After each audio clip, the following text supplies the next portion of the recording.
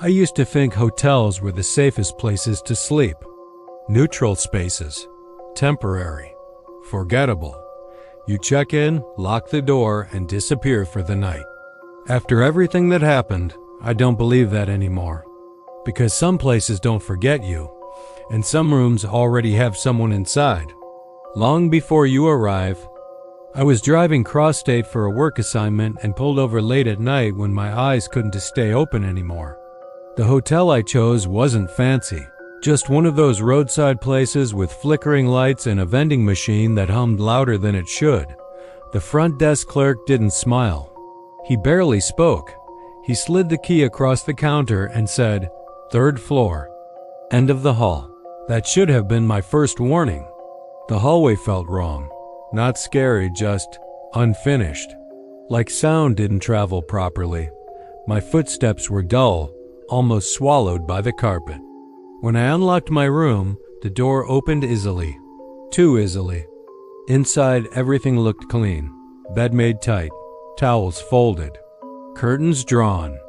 But the room smelled faintly like someone else's breath. Warm. Human. I locked the door and set my bag down. That's when I noticed the chair by the desk wasn't pushed in. It was angled toward the bed. I told myself housekeeping rushed. I turned off the lights and lay down. About an hour later, I heard the doorknob move. Not turning, testing, slow, careful. I didn't move. I didn't breathe. The handle stopped. Then came the sound of metal soft scraping like a key being inserted. The lock clicked, but the door didn't open. Whoever was outside tried again. The door pushed inward slightly, then stopped, like something inside the room was holding it back. Like someone. After a long moment, the pressure disappeared. I didn't sleep again that night. In the morning, I asked the front desk if anyone had tried to enter my room.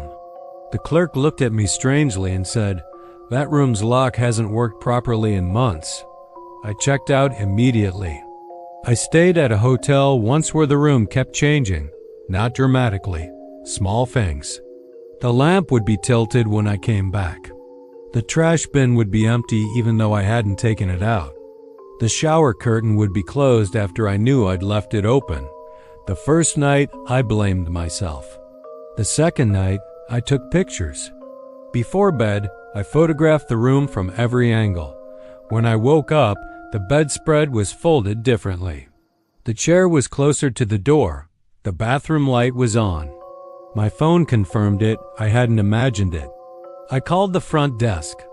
They said no one had entered. No housekeeping. No maintenance. That night, I stayed awake. Around 2:30 a.m., I heard soft footsteps on the carpet. Inside the room. I turned on the light. Nothing. But the closet door, which I always keep open, was now closed. When I opened it, the air inside was warm. Like someone had just stepped out. I slept in my car after that. This happened during a solo weekend trip. The hotel was nearly empty, and the front desk told me housekeeping ended at 7 p.m. At 1:12 a.m., I heard wheels rolling outside my door. Slow, unsteady, the unmistakable squeak of a housekeeping cart. It stopped directly outside my room. I stared at the door, heart pounding.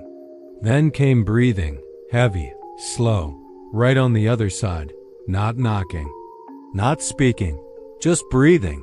After almost a minute, the cart rolled away. In the morning, I asked who was working overnight. The clerk said, "No one uses the carts at night." When I asked where they were stored, he hesitated. "In the basement," he said. Locked. I checked into a city hotel during a rainstorm. The room was humid, even with the AC running. After my shower, the bathroom mirror fogged over. As I wiped it clean, letters appeared beneath my hand. Not written on the mirror, written through it. "Stop looking at the door." My blood went cold. Because I had been staring at the door the entire time. I left immediately, mirror still fogged, message slowly fading. The last hotel I stayed at before swearing them off completely had one room they wouldn't talk about. Room 417. No one stayed there. No one cleaned it. But every night the lights inside turned on. I watched from across the parking lot. Curtains moved. Shadows crossed the window. The front desk insisted the room was empty. On my final night, I checked the floor plan. Room 417 didn't exist, but the window was still there.